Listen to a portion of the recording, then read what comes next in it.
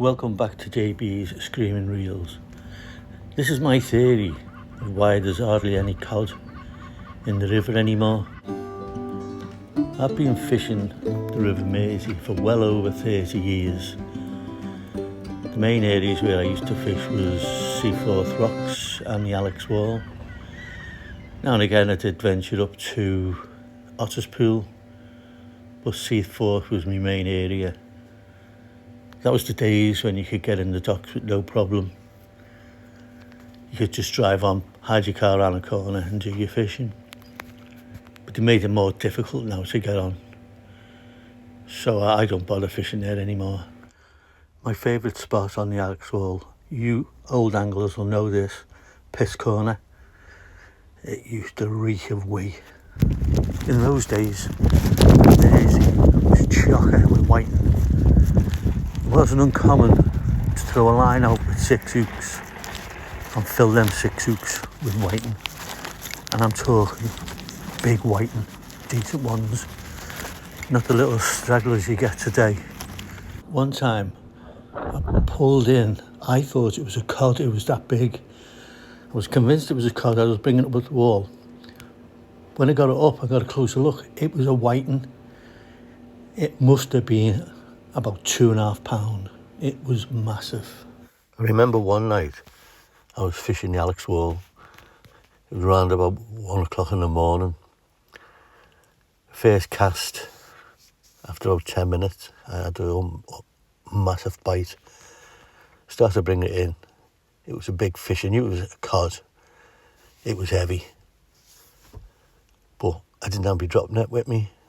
So I'm stood there holding my rod thinking, what am I going to do? I can't handball it up. So I thought, there's a handrail. So I thought, I'll tie my rod to the handrail, shoot home and go and get my drop net. Anyway, all of a sudden I heard voices. These 2 anglers came over. So what's up, lad? I said, I've got a big fish on, but I haven't got a drop net. They said, yeah, we've got one. So I got it up, and he said, yeah, it's got some scales here, weigh it. And it was a 9-pound cod. That was my biggest cod I ever caught off the wall. Every year there was a fishing competition. It was called the Fair and Feathers. We used to sign in. It was a pub, it's derelict now. And then make your way to your mark. There was no set marks, it was first up, best dressed. And we were fishing one year. And when we went back for the weigh-in, the scientists were there and they had bags labelled Alex Wall, Seaforth Docks, King's Half Dock. So wherever you cut your fish, you put it in the appropriate bag. I asked the scientist, I said, what's the pollution like now? He said, it's getting better. As the years went on, they made it more and more difficult to get on the dock wall. They introduced the passes. So you had to apply to the police to get your pass. Then you couldn't go on your own. It had to be at least 2 people. Then they changed it again.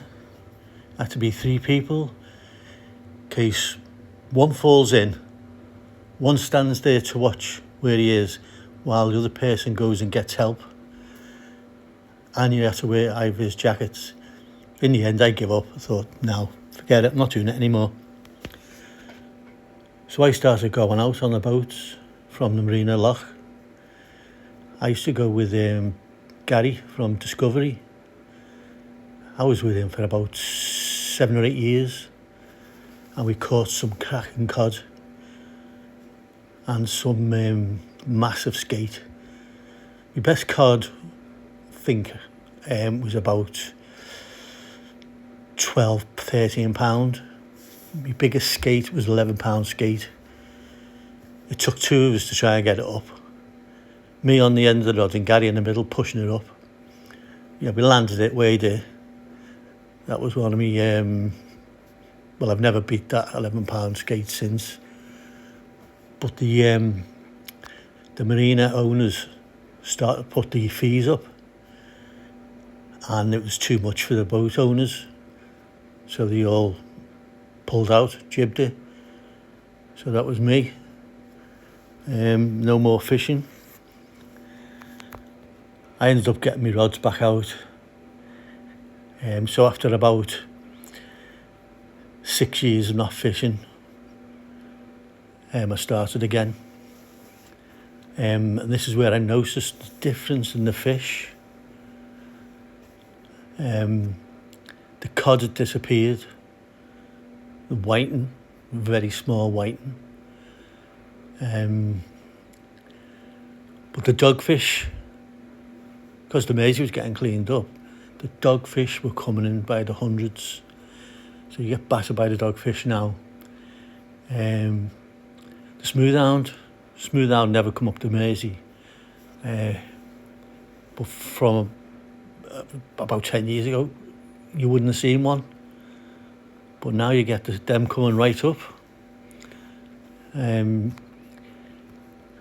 Best time to catch them, or the best place to catch them, was by Seacombe Ferry. That's where I seen loads coming out. I was over there about a month ago, and there was plenty coming out. I caught one, but I got snagged, so I lost that one. But the best bait, apparently what was getting them, was peeler crab. I was using squid, mackerel, and just blanking with that. And angler next to me, he said, yeah, I'll try this crab. And as soon as he put the crab on, yeah, I hooked into one. So as the Mersey has got cleaner, I think what the whiting used to feed on, I think it's killed it off. So there's no food for the whiting. So they slowly disappeared. And as you know, the cod follow the whiting in the Mersey, because that's their food. So if there's no food for the cod, they're not going to come back, are they? So that's my theory. That's what I think has happened. I could be totally wrong, but has anyone else got a better theory?